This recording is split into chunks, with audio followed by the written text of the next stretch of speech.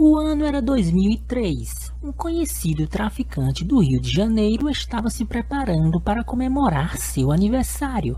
A vida de um traficante dos morros carioca geralmente não é uma vida muito longa. Os constantes tiroteios com a polícia, as possíveis traições dos próprios comparsas e outras coisas fazem com que cada ano que passe nas suas vidas seja bastante comemorado. Irapuã, David Lopes, popularmente chamado de Gangan. Gangan era chefão do Morro do São Carlos. Dominava e controlava a venda de drogas naquela região com punhos de aço. Era conhecido por ser destemido e violento, principalmente com seus inimigos. Entrava o mês de outubro. As expectativas eram grandes para aquela que prometia ser uma das maiores festas promovidas pelos traficantes. Moradores dos muitos locais dominados pela mesma facção criminosa do Gangan foram convidados. A notícia se espalhou rapidamente por todo o Rio de Janeiro, inclusive em Macaé, município situado a 190 quilômetros a noroeste da capital do estado, Rio de Janeiro. Jovens de Macaé se organizavam para alugar vans para assim poder se dirigir à capital e curtir essa grande festa. Entretanto, essa viagem custaria caro para alguns desses jovens. O Birani José Carneiro, motorista, trabalhava duro para dar sustento à sua família. Soube dessa grande festa que estava para acontecer. Foi contratado para levar um grupo de Macaé em sua van, mais especificamente até o Morro do São Carlos. A vida de Ubirani ia ficar marcada para sempre. As festas promovidas por traficantes geralmente são financiadas com dinheiro do próprio tráfico, sempre regadas a muita bebida, drogas e exposições de fuzis sendo direcionados para o alto como demonstração de poder. Tudo isso ao som do funk proibidão, geralmente com letras que exaltam o grupo criminoso que atua naquela localidade e principalmente elogios ao chefão da comunidade. O Morro do São Carlos fica localizado no bairro de Estácio, centro do Rio.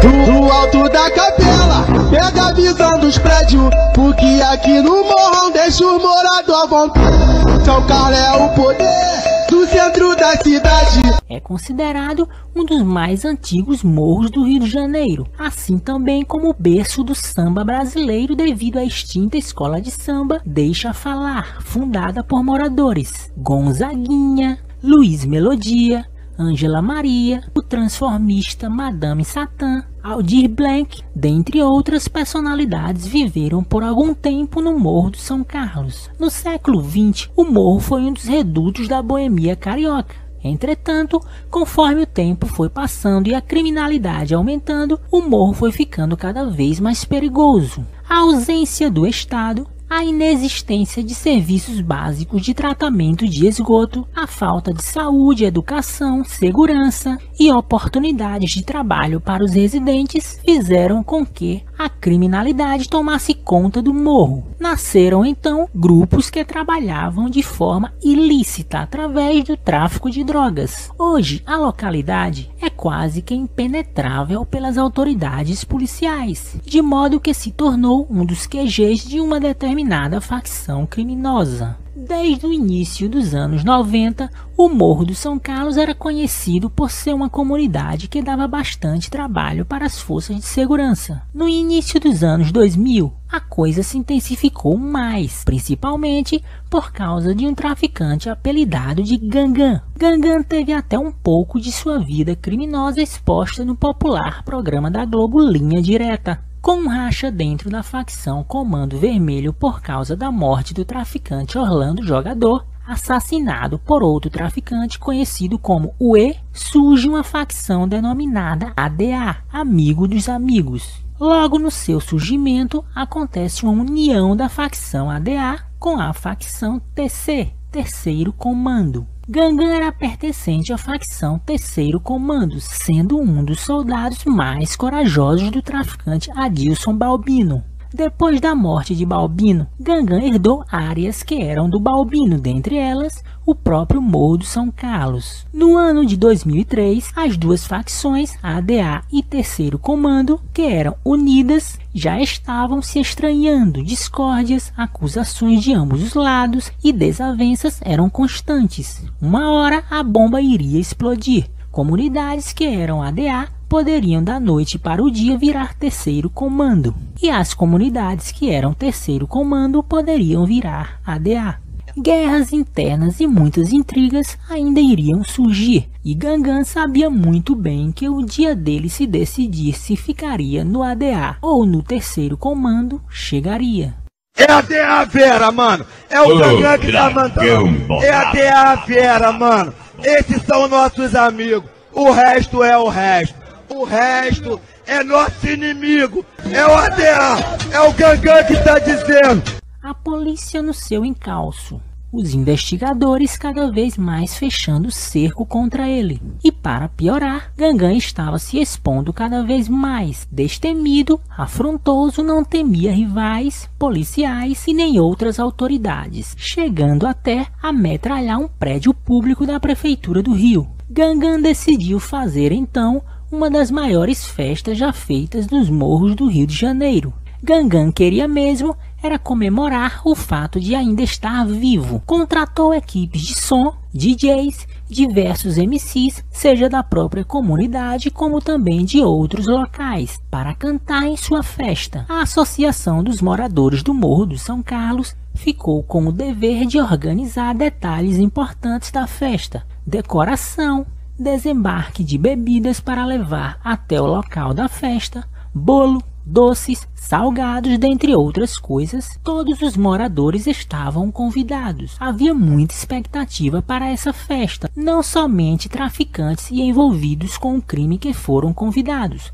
mas também os moradores. Gangan queria que todos se divertissem ao som do funk. Horas antes da festa, 18 jovens entravam na van dirigida por Ubirani. A van iria sair do município de Macaé em direção à capital do Rio de Janeiro. Havia um caminho a ser percorrido. O Ubirani não podia errar o caminho, pois caso ele errasse por engano e a van acabasse entrando em alguma comunidade dominada por uma facção criminosa rival à facção que dominava o Morro do São Carlos, haveria consequências drásticas, tanto para ele como também para aqueles 18 jovens que estariam na van. Dentre os jovens, haviam envolvidos com o tráfico, mas também alguns que não tinham envolvimento nenhum, apenas queriam se dirigir ao Morro do São Carlos para se divertir. Fato é que o motorista errou o caminho.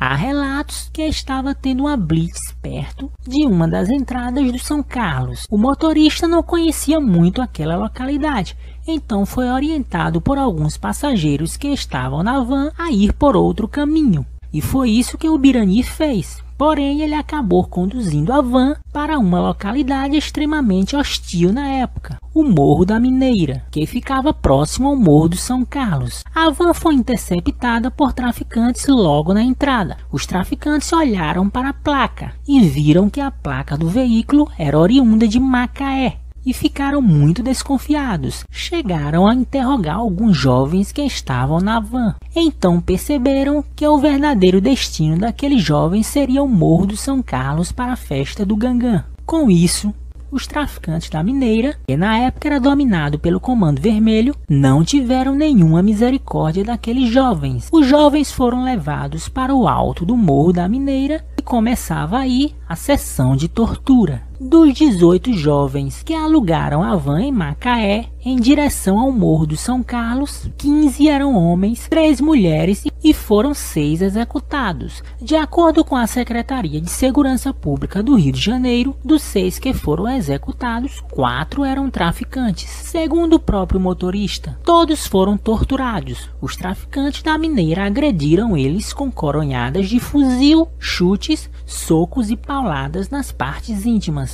Houve uma espécie de julgamento para saber quem era bandido e quem não era. O motorista da van foi poupado pelos traficantes da Mineira, por ser trabalhador. Entretanto, 6 jovens não tiveram a mesma sorte. Foram espancados até serem executados friamente. Depois de executarem as vítimas, os bandidos colocaram os corpos dentro da van e mandaram que o motorista dirigisse de volta até Macaé. As 6 vítimas foram Carlos Antônio Rocha, 28 anos. Glauter da Silva Araújo, 19 anos. Hamilton de Freitas Caldas Júnior, também de 19 anos. Jansen Silva, de 18 anos. Leonardo de Almeida Carvalho, 18 anos. E um menor de 16 anos. Depois desse fato, as notícias sobre o ocorrido tomaram conta de todos os jornais. Macaé ficou de luto e as famílias desses jovens nunca mais foram as mesmas.